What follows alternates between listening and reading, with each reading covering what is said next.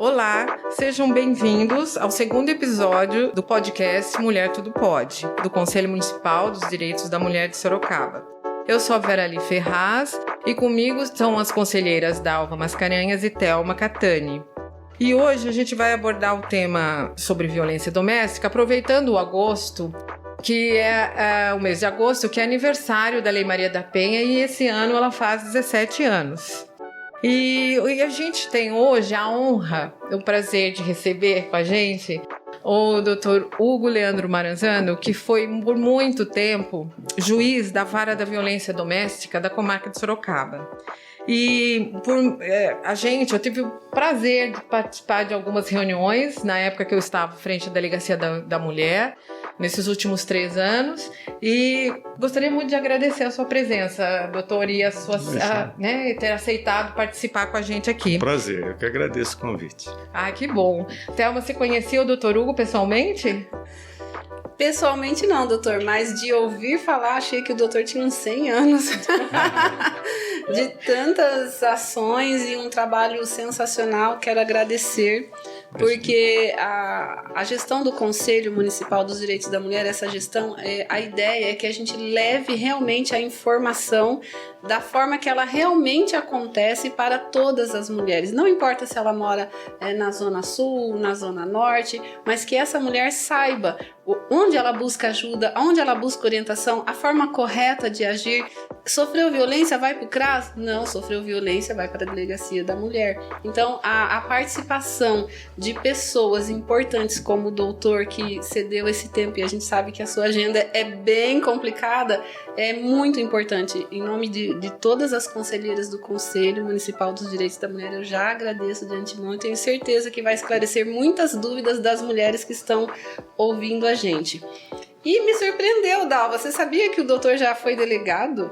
Não, conte pra gente essa história, doutor. Você já foi delegado? Bom, quero mais uma vez agradecer aí o convite de vocês. É um prazer falar de um tema com que eu trabalhei tantos anos e que eu considero de uma importância social, jurídica muito grande, né? Sim, eu fui delegado de polícia. Eu terminei a faculdade de Direito e prestei concurso.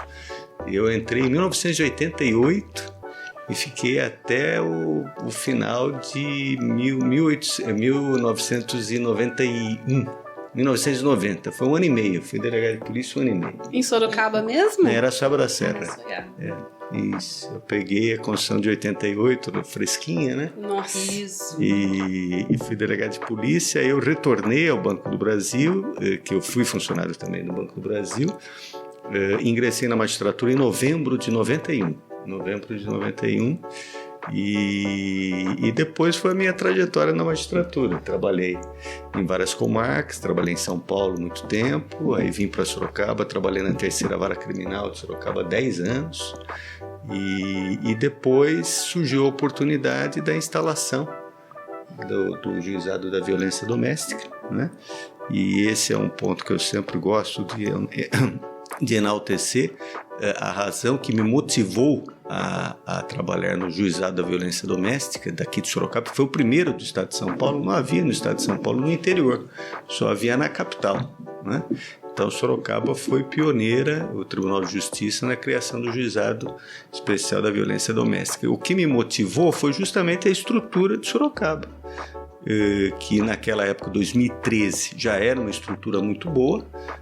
Essa estrutura permanece e vem se aprimorando, né? Que estrutura é essa? Da rede de apoio. São poucos lugares. As mulheres que estão nos ouvindo, as pessoas, os homens, as mulheres que estão nos ouvindo, saibam, que estão nos assistindo, saibam que Sorocaba realmente é privilegiada. Depois que eu entrei em 2013, participei de congresso em âmbito nacional, e verifiquei que Sorocaba tem uma estrutura muito boa. Sensacional, né? Ouvir isso.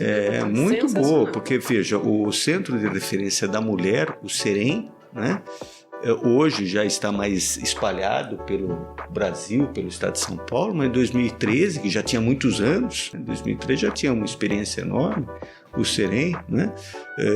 Depois veio, graças aí a Casa Abrigo, né, que também trouxe aí o Serave, né, isso, o Sim Mulher, né, que também eu sempre destaco esse trabalho do Sim Mulher, sensacional. O Serave, né? Que eu acho que é muito importante também trabalhar com o autor, né? Muito importante, muito importante. Eu me lembro bem das primeiras reuniões que eu participei lá em 2013, no Serem, as conselheiras. O conselheiro, o conselho era muito atuante, como sempre foi atuante todos esses anos, né? O Conselho de Defesa da Mulher dizia, bom, agora o próximo passo nosso, me lembro de uma conselheira que dizia isso, o próximo passo nosso é um atendimento aos autores de violência. E aí criaram essa ideia e conseguiram, né? O Serave, né? E aí a questão de alguns anos depois disso, passou a constar da própria lei. Ou seja, isso era um anseio em âmbito estadual, em âmbito nacional, que Sorocaba já tinha. Né? Sorocaba sempre à frente. Então ela foi pioneira e depois foi pioneira com a DDM 24 horas. Exatamente. Não é isso? A primeira é a segunda Vocês do trabalharam Estado, lá? né? É a segunda do Estado. A primeira do interior. Do interior, então. Então isso daí foram conquistas importantes, né? Então, lógico que é uma problemática seríssima, dificílima, né? Mas que pelo menos Sorocaba tem um apoio, uma estrutura, claro, há deficiência, sempre dá para aprimorar, há espaço para melhorar, né? O serviço de atendimento ao público é sempre assim, né? Sempre dá para melhorar, mas eu considero que sempre foi muito boa. Foi o que me motivou. O doutor, e hoje eu estou no tribunal, né? Saí daqui de Sorocaba faz um ano só para encerrar. Mas quanto tempo? É muita história mesmo. O senhor ficou na vara da violência quanto de 2013 tempo? até 2022, até julho de 2022. Né? Eu instalei a vara, né, o juizado da violência, agora a doutora Ana me sucedeu, né? E de lá fui embora para São Paulo. Estou na seção criminal lá do Tribunal de Justiça, na segunda instância. Parabéns. Obrigado. Mas é uma conquista, né? Doutor Hugo, e quais as formas de violência que uma mulher pode sofrer? Quais são? Então, a lei estabelece, sob o ponto de vista jurídico, uma amplitude muito grande, né? O artigo 5º lá da Lei 11.340 fala de violência física, naturalmente, né? Violência sexual, né? Violência psicológica, violência patrimonial, né? Então é uma abrangência, qualquer modalidade de violência está prevista na lei para a proteção da mulher. Mas não foi sempre assim, a lei foi evoluindo. Não, aliás, a própria lei, como a doutora Verali lembrou, agora vai completar 17 anos, vai completar a maioridade, né? Já, mais um ano atinge 18 anos, né? Completa a maioridade. Ela veio evoluir. Primeiro, quando ela veio, como eu sou juiz há 30 e fazer 32 anos, eu peguei a legislação anterior. Né? Isso, essa a legislação anterior, minha. Quem era vocês que eram da DDM, sempre né, da Polícia Civil, sim, lembram como era difícil, né? Como era difícil. A falta de conhecimento, né? Era muito branda. A legislação não existia possibilidade de prisão. Sim. Não existia possibilidade de medida protetiva, né? Praticamente não existia nada, né? Era considerado um crime de menor potencial ofensivo, né? Bater, agredir mulher, né? Vamos dizer, os dois crimes mais comuns, né, na área da violência doméstica é agressão e ameaça. Por isso que na época ficou famoso, eu passo uma noite na cadeia, no outro dia tá tudo bem. Perfeito. Criou-se eu venho aqui e bato mais ainda. Uma cesta básica e tudo bem, né? Isso, exato. Então a lei proibiu essa história de cesta básica, né? Proibiu conversão e penas restritivas de direito. Né? Não é possível substituir por penas restritivas de direito. Ou seja, criou um microsistema jurídico, né? Eu sempre comparo, né? Guardadas as devidas proporções, né? Mas com o Código de Defesa do Consumidor, que foi muito importante na época para nós todos que somos consumidores, né? Ter uma proteção legal. E na área da violência doméstica, a Lei Maria da Penha é um marco sensacional. Sim. E veja, e na época, quando ela foi editada, já era considerada uma legislação avançada, elogiada por outros países, e ela vem se aprimorando ao longo do tempo. né? Ela vem se aprimorando. Agora mesmo, em 2023, depois podemos até comentar algumas mais alterações legislativas importantes, né? Sabe uma coisa 2019, e assim foi. Desculpe interrompê-lo, mas falar sobre a violência patrimonial. Eu acho que é importante, porque às vezes elas vão até a delegacia e não sabem exatamente como reclamar, né, sobre isso. A gente fazia mais a lesão corporal, ameaça, violência psicológica, mas a patrimonial, elas não sabiam como proceder. Então, eu gostaria que o senhor pudesse explicasse um pouco a violência sobre elas nem sabem que estão sofrendo essa violência patrimonial, né? Então, eu acho que, começando pelo fim, né, eu sempre achei muito importante esse trabalho da DDM e do SEREM, né, com psicólogos, assistentes sociais, para demonstrar, para criar essa consciência na vítima mulher, né, para ela perceber que ela está sendo vítima de uma violência física, moral, caso de ameaça, psicológica ou patrimonial.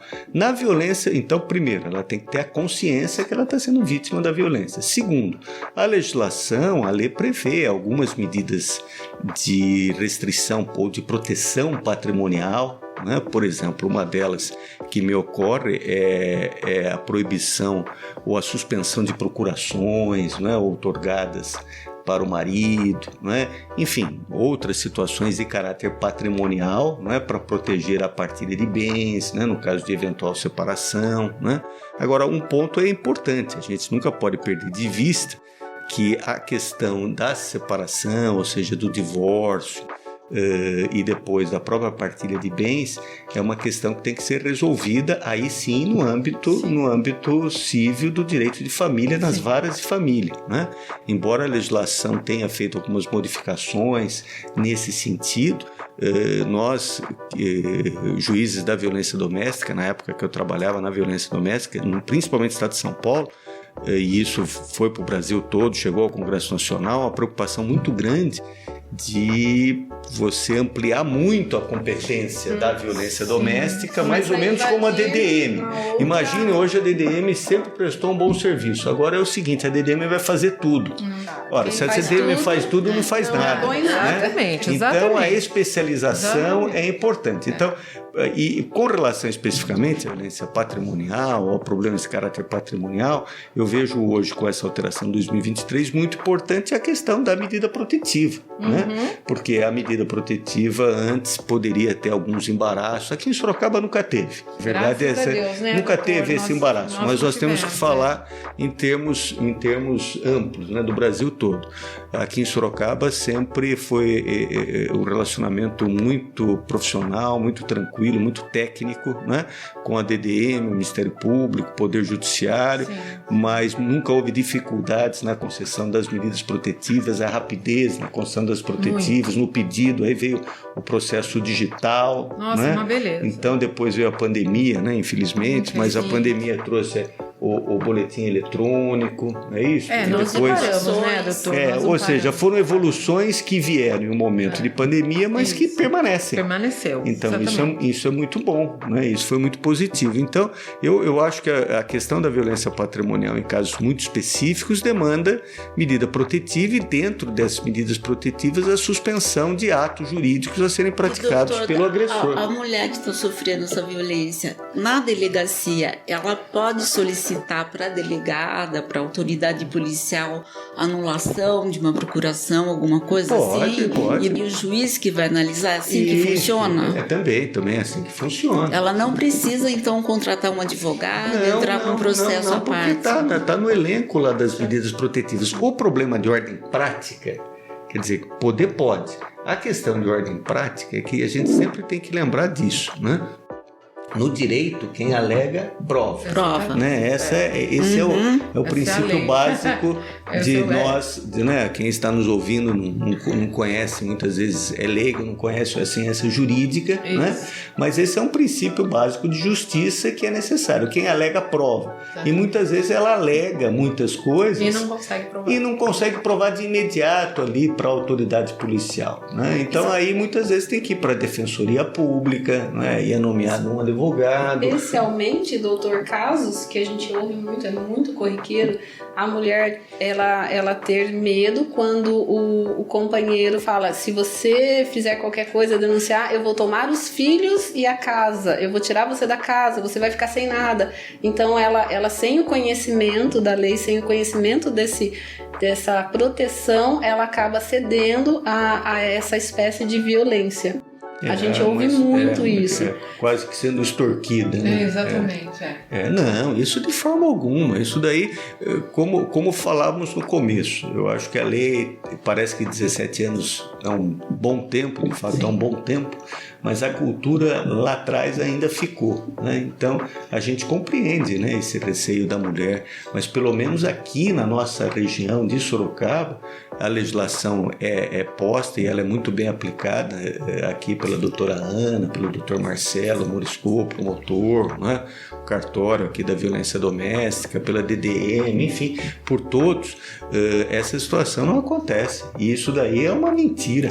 E eles usam ainda, né? Eu acho que é a falta de informação que a mulher precisa ter acesso mesmo a isso, a essa divulgação que o doutor até comentou. Essa divulgação é uma agenda. Porque a lei existe, não existe isso. Precisa conhecer. Não existe isso. Exatamente. Não existe isso. Se ela for agredida, ela tem que procurar a DDM, fazer um boletim de ocorrência. Quantas vezes a gente havia pedido a retirada do agressor, sim, não é? Não é isso, doutor? O que falta Quantas vezes? É a coragem dela chegar, denunciar, porque quando ela chega a denunciar, ela já foi vítima há muito tempo. E aí, quando ela teve a coragem de chegar até a delegacia, o que a gente percebia lá, é porque ela já passou por aquilo e já não tinha mais, não aguentava mais. Então ela estava no limite do limite e dependia dele, né, financeiramente, e isso impedia um pouco o registro, a pedir ajuda, porque uma vez a falta do respeito e a ocorrência de uma briga, de uma lesão, de uma ameaça, já não tem mais aquele carinho, não dá mais para conviver. Eu acredito nisso.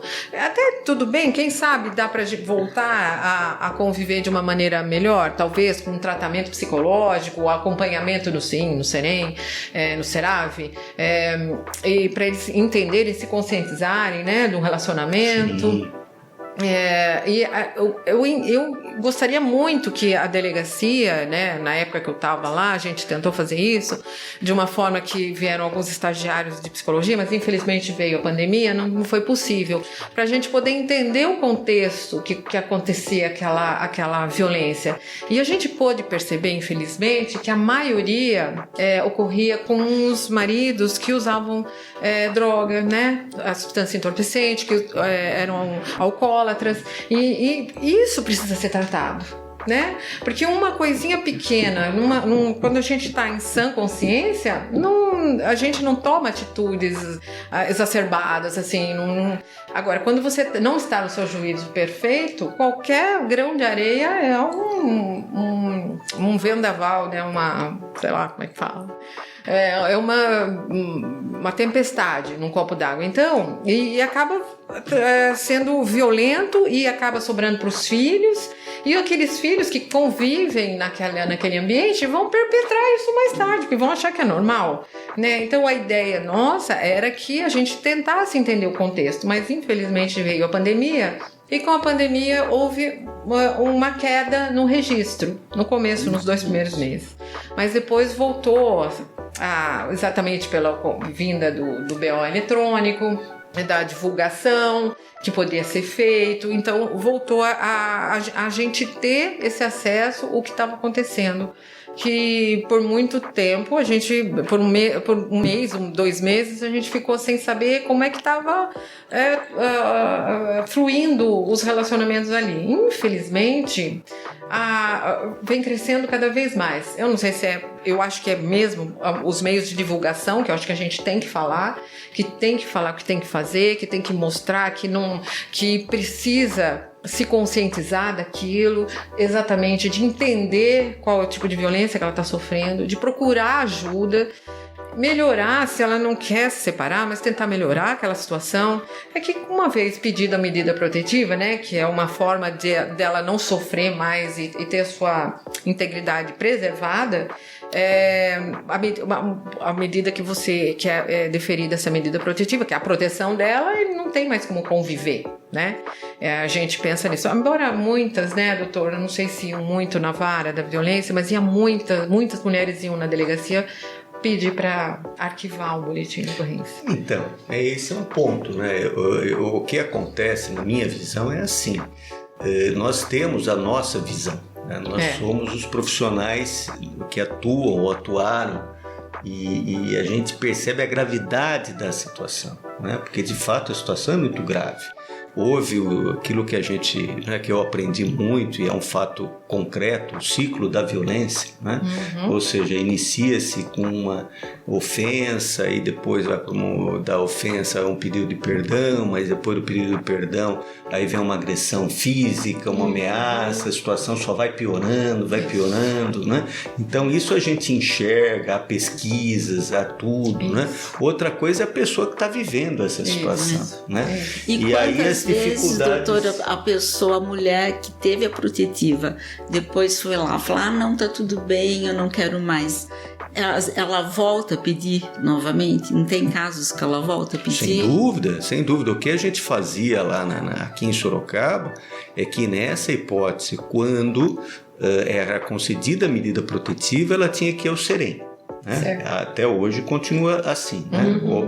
Concede, vai até o Serem, até por causa do aplicativo instala isso, o aplicativo do botão do pânico, protege a mulher, instala lá no celular, muito bem.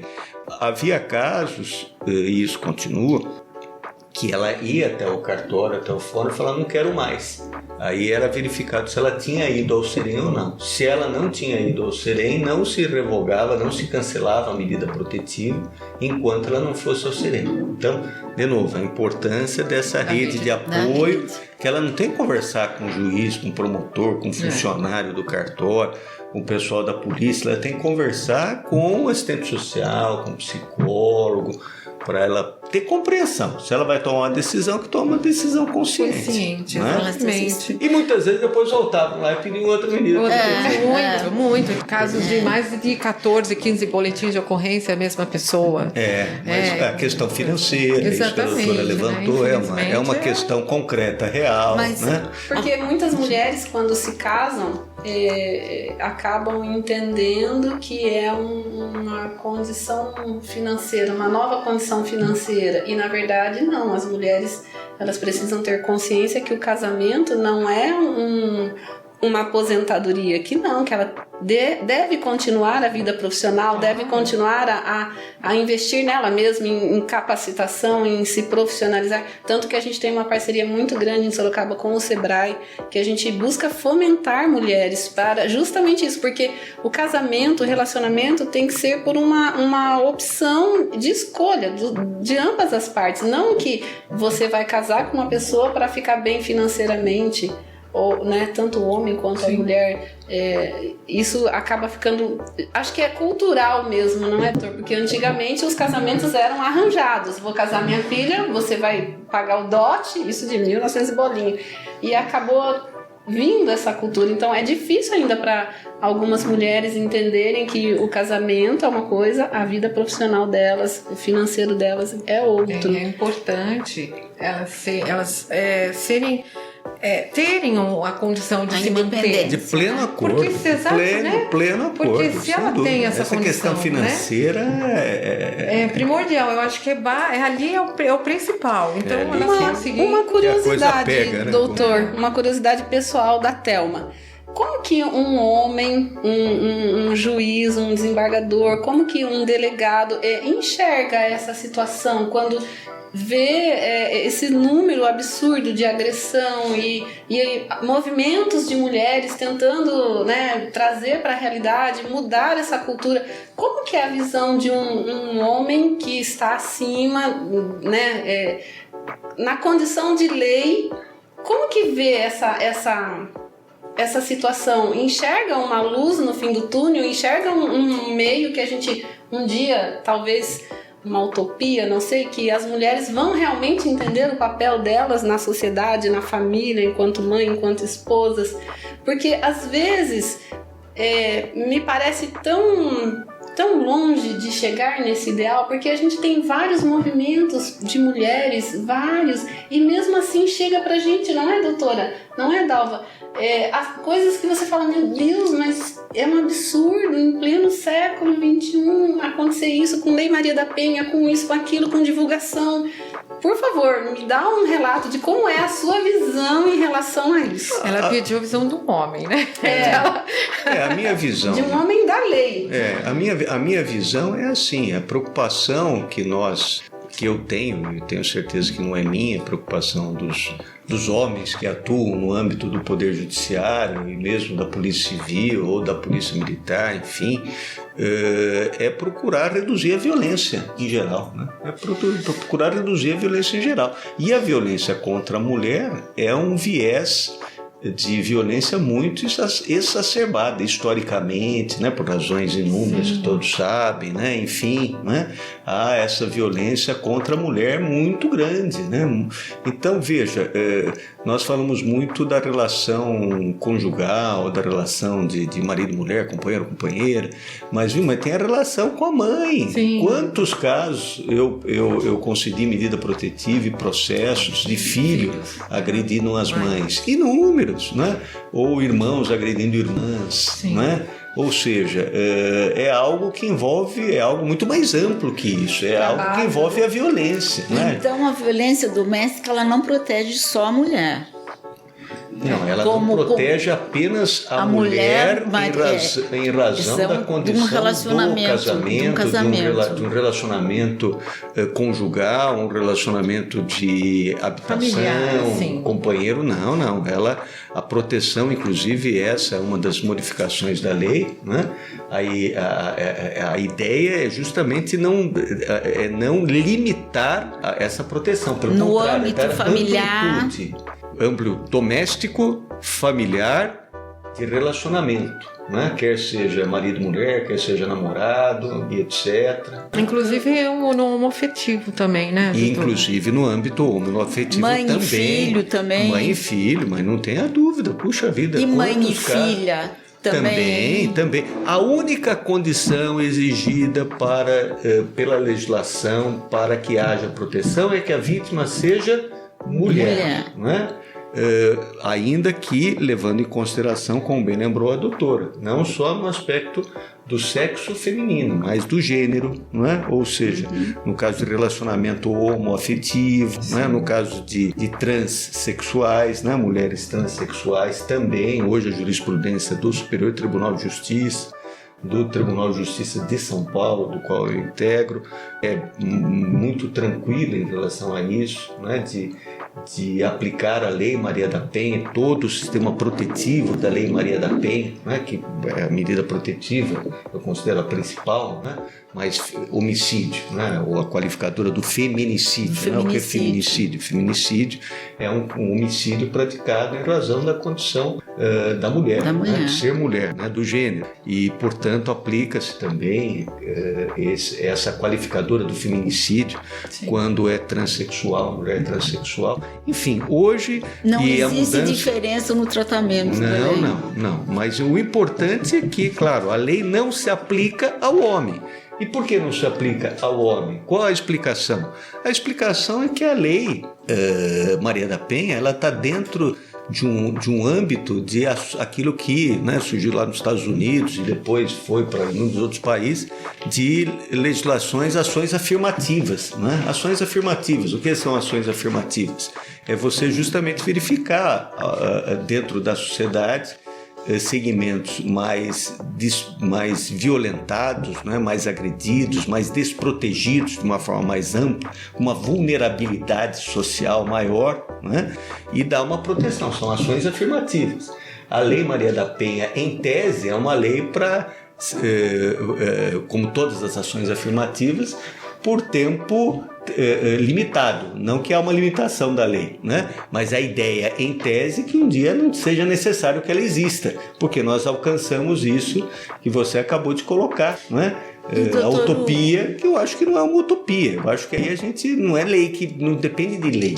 A lei é mais um instrumento. Sim. A lei depende de questões culturais, né? Questões sociais, mas muito cultural, né? Questão econômica, né? Nós tivemos com a Coronel Helena e ela colocou uma situação que para a gente conseguir chegar a um pé de igualdade entre homem e mulher vai 180 anos. Ela pôs isso. Né? Nossa. E então, por isso que eu até falo, bom, a gente tem que deixar para as futuras, gerações. né? São gerações, porque hoje para nós é né? bem... Outros é colher, né?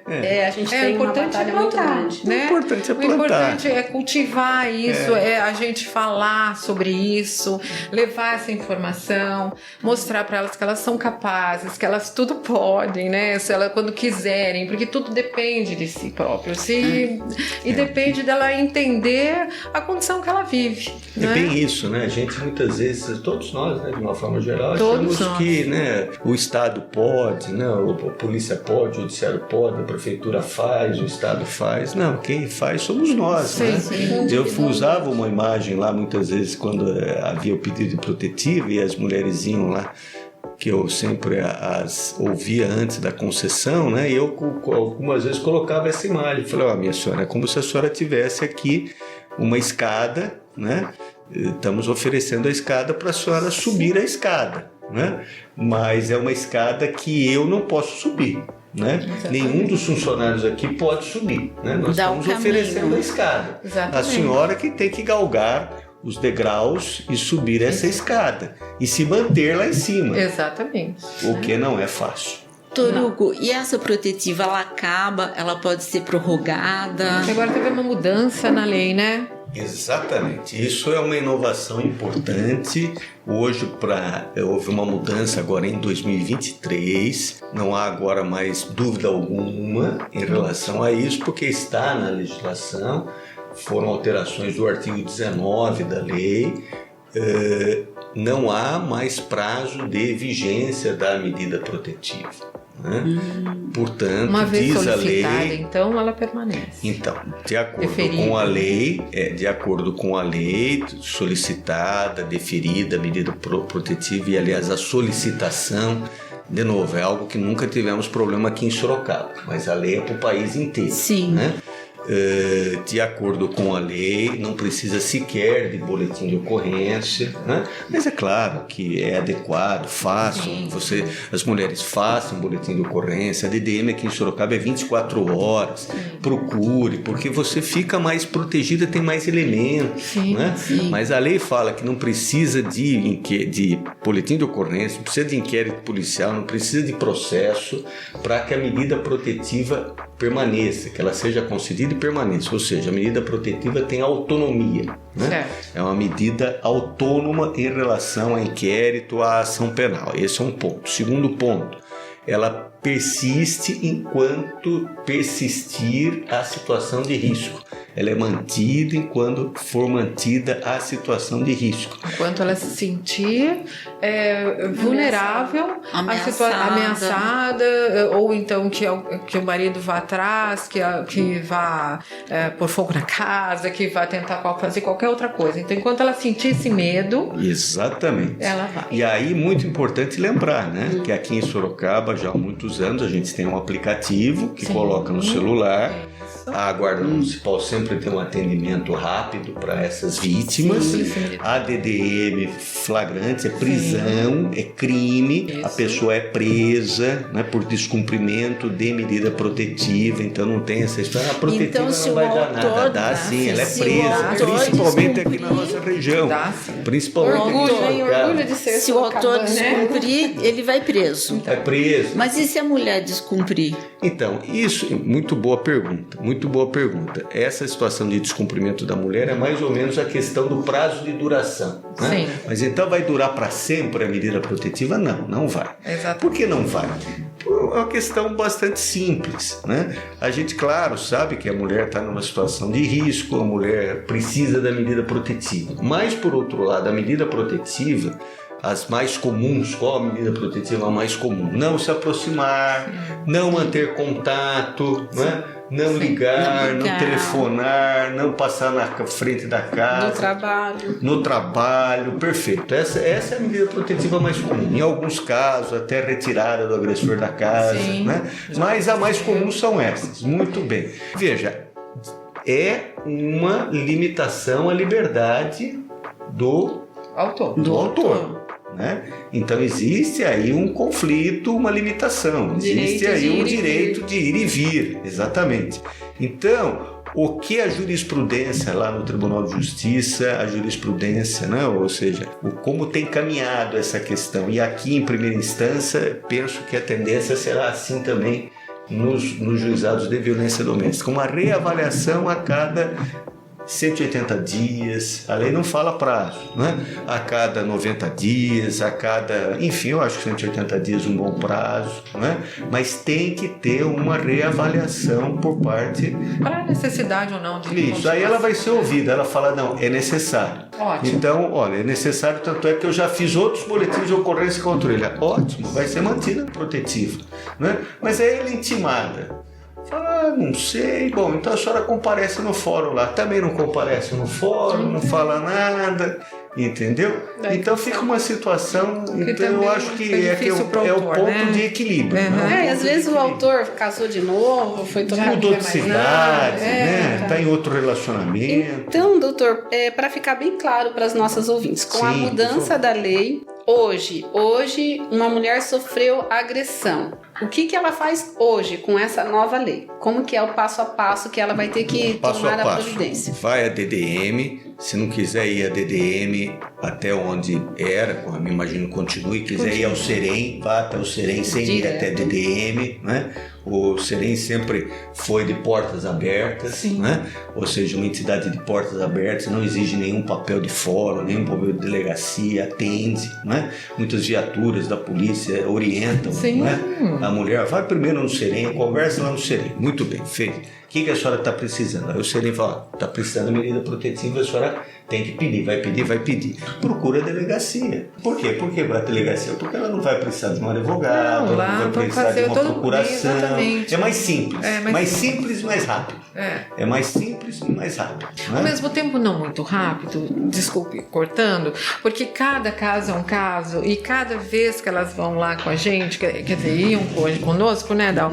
Era um atendimento diferenciado e choravam, então demorava para atender, porque tem que esperar ela se acalmar, tem toda uma... É o acolhimento feminino, exatamente, né? Então não é que seja tão rápido, mas é feito um atendimento individualizado, digamos assim, e não posso deixar de atender ela para atender uma outra que chegou, então aquela tem que esperar. Então, na verdade, quando se fala que o atendimento da DDM é demorado, é por causa disso, porque nem todas elas conseguem falar na frente dos outros, então a gente tem que tirar ela da frente, ela vai chorar, você tem que se acalmar, você tem que ficar conversando, ela vai explicar. Então isso é a delegacia da mulher. Sim, daí a importância, né? Sempre do poder público melhorar o atendimento, exatamente. Isso não é culpa do funcionário. Claro, o funcionário está se desdobrando, exatamente. Mas eles são poucos funcionários. Aí fez o pedido, mas ainda assim, o outro caminho qual seria? Procurar um advogado. Aí são pessoas, aí tem a questão financeira, né? Exatamente. Aí vai procurar a defensoria pública, aí também vai ter que esperar outro órgão público. Então eu penso que apesar da demora, com certeza, ainda é o melhor caminho. Fez o pedido, entrou no computador, em 24 horas... É analisado. Em 24 horas, esse caso é analisado. E dificilmente é indeferido. Porque é uma medida cautelar, né, doutor? Toda medida cautelar, ela é muito mais rápida. É muito mais rápida, é tudo digital. No passado, a doutora vai lembrar, no passado eu tinha que, a Dalva também vai ter que levar um papel, tinha que pegar a minha coisa, levar até o fórum.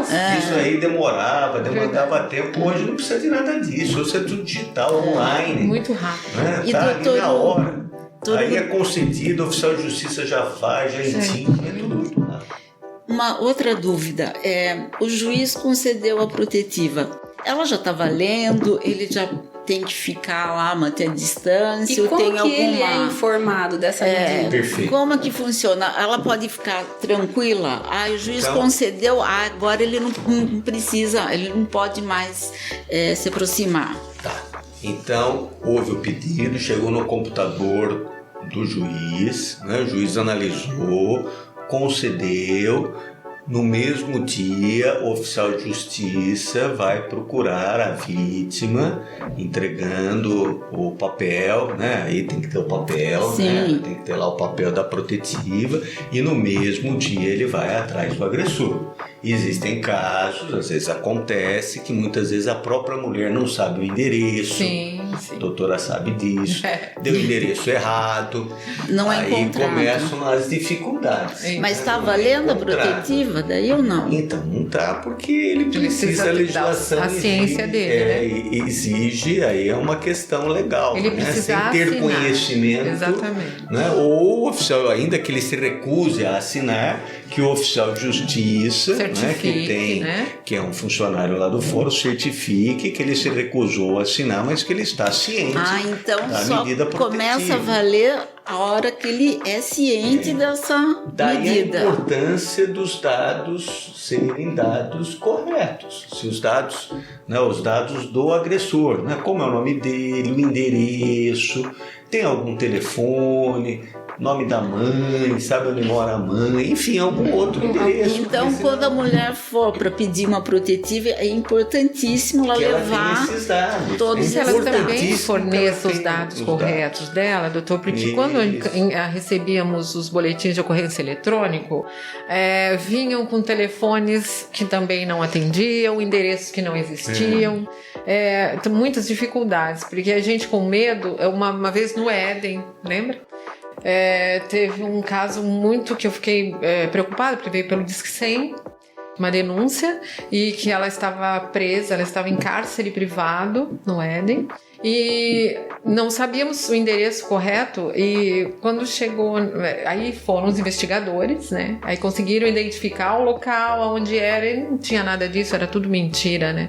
Mas a gente mobilizou assim um dia inteiro por causa desse caso. E por isso que é importante nas denúncias, nos registros, os telefones corretos. Porque nós não temos, a polícia, o judiciário não tem bola de cristal. Exatamente. Mas se esses dados não forem fornecidos... Aproveitando esse gancho, doutora Verali, tem uma pergunta interessante aqui para o doutor. Se uma vizinha vai presenciando casos de violência, agressão, não sei o quê, a vizinha pode denunciar? A esposa não fez isso, mas daí como que é? Ela tem que se identificar? Ela pode ser o Disque 100. Disque 100. A doutora estava comentando. Então o caso foi isso. Foi uma denúncia anônima. Isso, uma que denúncia não passou, anônima. só que era um trote.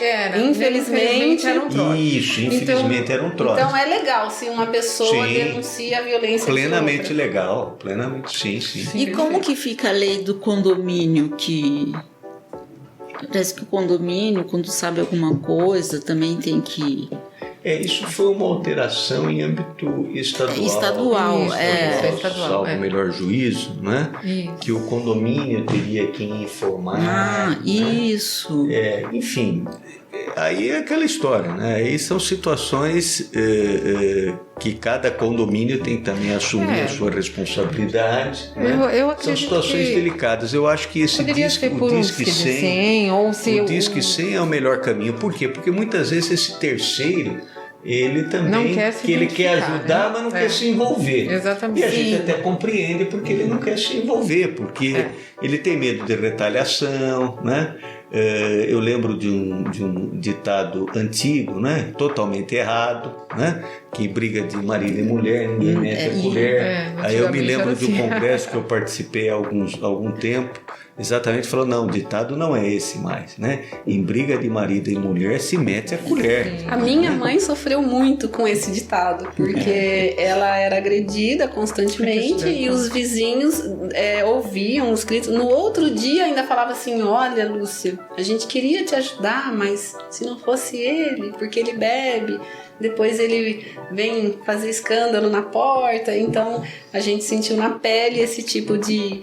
Não sei se dá para chamar de omissão por parte de outras pessoas, talvez elas não tivessem essa cultural, mas vamos imaginar, né, esse exemplo que você deu, quando os vizinhos já estão sentindo-se incomodados pela violência, porque ela já está muito acentuada, né? Então, agora, em termos legais, essa denúncia vale perfeitamente. A doutora acabou de dar um exemplo. Se os investigadores tivessem encontrado a situação, nesse caso, sim, era um trote. Aí era flagrante, né? O caso de flagrante, o caso de prisão, Mas, cárcere doutor, privado. e nos casos que a pessoa, alguém denuncia, vizinho denuncia, por exemplo, que escuta, a polícia vai até lá e a mulher fala, não quero fazer nada. Então, a aí polícia pode agir ou não? Claro que pode. O problema é o seguinte, né? O problema é ela mentir, né? O problema é o depois, né? É o depois, né? Isso que é importante ela se conscientizar. Encontra a mulher lá, por exemplo, essa situação. Aí a polícia vai até lá, se depara com a mulher machucada, agredida, né? Leva para o hospital, faz o IML, né? Vai ao Instituto Médico Legal, faz exame de corpo do delito, tudo. Só que ela fala, não tem testemunhas, né? Ela fala que ela não foi agredida, que ela caiu, alguma coisa assim, entendeu? Mesmo nessa situação, se tiver muito bem demonstrado que as lesões são compatíveis com uma agressão, mas é muito difícil. É muito difícil. É muito difícil. Porque, veja, a vítima é a vítima, o ofendido é o ofendido, né? Em qualquer crime. Qualquer crime. E nesses 17 anos de trabalho, de lei, o doutor tem uma visão positiva em relação à mudança de cultura, de atitudes, tanto das mulheres quanto dos homens, dos agressores? Muito. A gente pode falar, puxa, que legal. Muito. Embora as estatísticas ainda permaneçam altas, significativas, altas, eu acho que aí, eu penso, na minha opinião, que são múltiplos fatores. Primeiro, a violência social de uma forma geral, né? A violência da sociedade, infelizmente, está muito violenta. A gente vê esses casos de invasão de escola, etc., né? E vários outros, né? A questão das redes sociais, eu acho que também exacerbou muito, tem um lado muito positivo, claro, mas exacerbou a questão de violência, né? Uma violência verbal, uma violência exagerada, né? Agora, aumentou a violência, porque as medidas protetivas, ano a ano, elas vêm aumentando. Mas por quê? Aumentou a divulgação, né? Então essas pessoas que ficavam caladas, não se calam mais. Exatamente. Elas vão procurar auxílio, vão procurar ajuda. Então eu penso que as duas coisas vêm acontecendo. Há um aumento da violência e um aumento da procura por ajuda também. Mas eu sou muito positivo, principalmente por ter vivido a situação anterior. Eu me lembro de um caso mais ou menos próximo, antes da lei, que eu conhecia, que era uma pessoa relativamente próxima da família, que sempre dizia para mim, falou, o sujeito lá, o irmão, né, de uma moça lá, ele agride, ele bebe, agride a irmã, viu, não dá pra fazer nada, vai lá o delegado fala que não pode fazer nada, e de fato não podia fazer nada. Era uma situação, o delegado ficava de mãos amarradas. Era um crime de menor potencial ofensivo, difícil, né? Algo que não tinha uma repercussão maior. Era terrível. Imagina, um caso desse, a gente fica preso. Então a gente pode, de uma certa forma, ter essa esperança daqui a 180 anos. Apesar de toda a violência, eu acho que a situação, sob o ponto de vista legal, voltamos àquilo que dizíamos no começo, né? Não é a lei que vai mudar a realidade social. Lei não muda a realidade social, né? A lei nenhuma muda a realidade social. Ela simplesmente procura disciplinar ali, né? Dar um ajuste, né? Um encaminhamento, né? Mas tem outros inúmeros, tem fatores. É uma construção tijolinho por tijolinho para mudar mesmo a cultura, a consciência do ser humano. Para encerrar? Vamos lá. Então, agradecer. Eu vou fazer uma última pergunta. Então, doutor, é que o papo tá tão bom que não dá vontade de parar. Então, o nome do nosso podcast é Mulher Tudo Pode. Então, o senhor acha que a mulher tudo pode? Eu acho que sim. Eu acho que ela pode se capacitar, né? Começando pela capacitação, né? Estudando, né? Trabalhando, tendo autonomia, tendo independência, buscando conhecimento, não ser dependente, né? Financeiramente, e ter consciência, né? De que a violência é algo terrível, né? Não ficar com nenhum sentimento de culpa, que infelizmente a gente percebia em algumas, né, um certo sentimento de culpa. Culpa do quê? Você é vítima. Culpa tem que pratica, vergonha, né, que é vergonha, né? Enfim, né, eu acho que sem dúvida alguma, acho que a mulher tudo pode, sim. Que bom, muito, Minha netinha muito, que o diga. Mulheres. Então tá bom. Queria mais uma vez agradecer a sua disponibilidade em estar aqui com a gente. Imagina. Foi muito bacana tê-lo aqui conosco. Dizendo então nesse encerramento que há várias formas de denúncia, não só através do boletim de ocorrência na Delegacia da Mulher, que eu acho que é o início de tudo, mas também tem a forma de pedir ajuda através do 190, que é 190 APM, 180, 181, e também tem o Disque 100, que a gente falou que a denúncia ele é nacional e é uma denúncia anônima.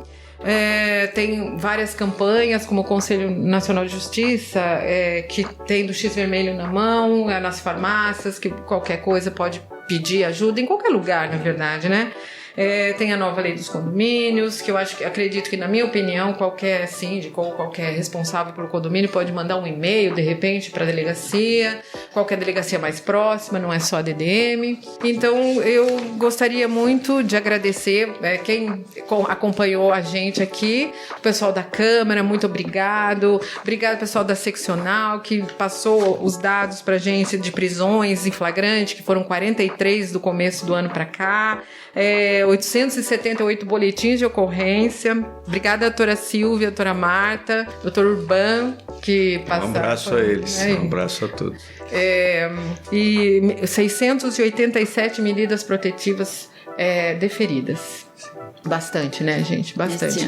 Muito obrigada, doutor. O papo estava muito bom. Acho que a gente tem muita conversa ainda para falar sobre esse assunto. Parabéns pela iniciativa. Ótimo. Parabéns. Obrigada. Então, queria agradecer a todo mundo aqui que ajudou a gente e convidar para que no próximo episódio a gente vai falar sobre depressão e suicídio, aproveitando o mês de setembro amarelo. Obrigada e até lá.